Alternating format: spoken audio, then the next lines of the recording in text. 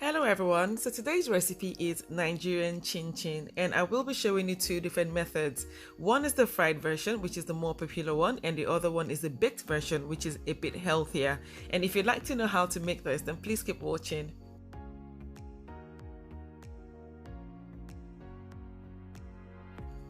So the first thing I will be doing, as usual with all of my baking and flour recipes, is to sift my flour.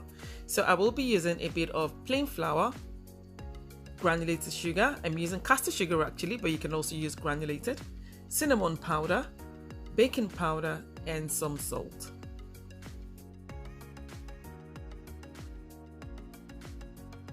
And I'm going to very gently sift the dry ingredients into the bowl.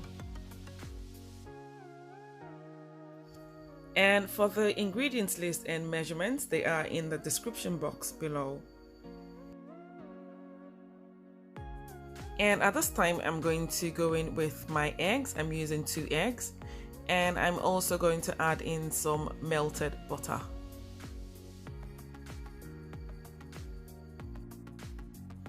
So I'm just going to fold in the eggs and the butter using my spatula. And then I will switch to my hands and I will continue to mix until I achieve a crumbly texture.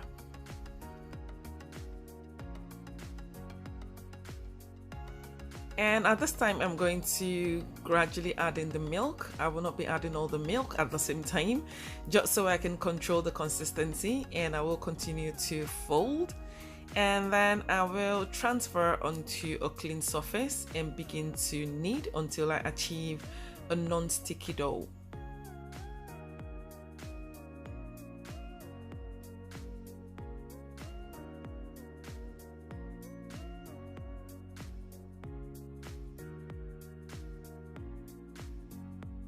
And now I'm just going to place the dough into a bowl and I will leave to rest for about 30 minutes.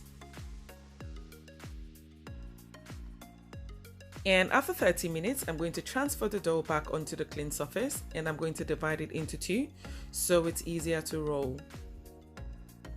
And I'm going to flour my surface a bit just so the dough does not stick onto the surface. And now I'm just going to roll the dough as much as I can, and the size is going to depend on your preference actually. And I prefer my chin chin a bit chunky, so I'm going to do I think about half a centimeter, and then using a pizza cutter I'm going to cut the dough into shape.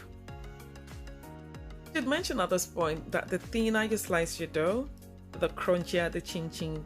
So if you like your chin chin really crunchy, then you should be doing really thin slices, but if you prefer it kind of softer or kind of in between, then you should do bigger slices.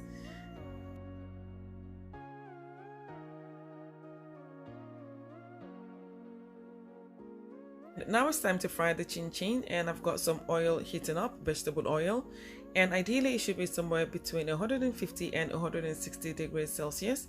And I'm just going to gradually add in the chin chin, and you don't need to bother about them sticking together because at some point during the frying process they will separate.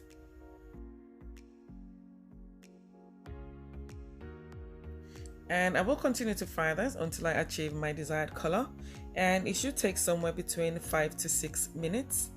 And I will also continue to move the chin chin around just so they are evenly fried. And at this time, I'm just going to transfer the chin chin onto a colander. And I should mention at this point that once you finish frying the chin chin, they're going to be a bit soft, but never mind, they will harden up with time. They just need a bit of air, so just give it about 3 to 5 minutes and they will begin to harden up and be crunchy. So here you have it, my crunchy chin chin.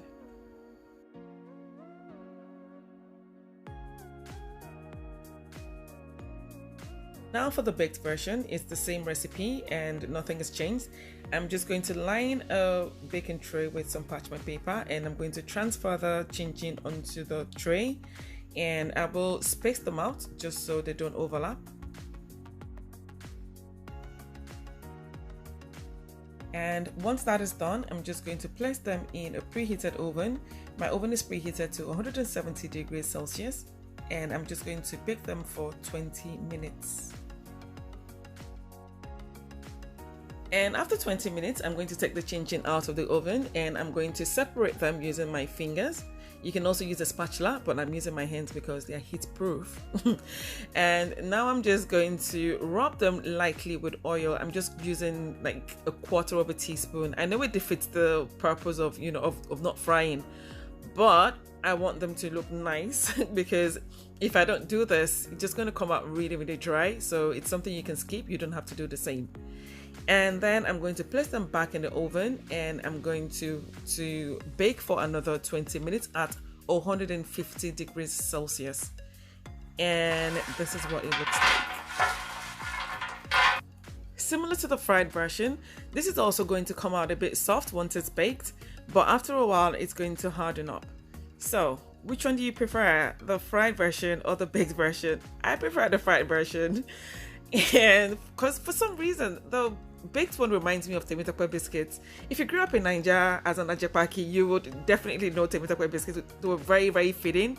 They were kind of like, I don't know, but they're very similar anyway, but they're sweeter and crunchier. So that's me done for today. And have you enjoyed this recipe? Then please give me a thumbs up and please subscribe, and I'll see you in my next video. Bye.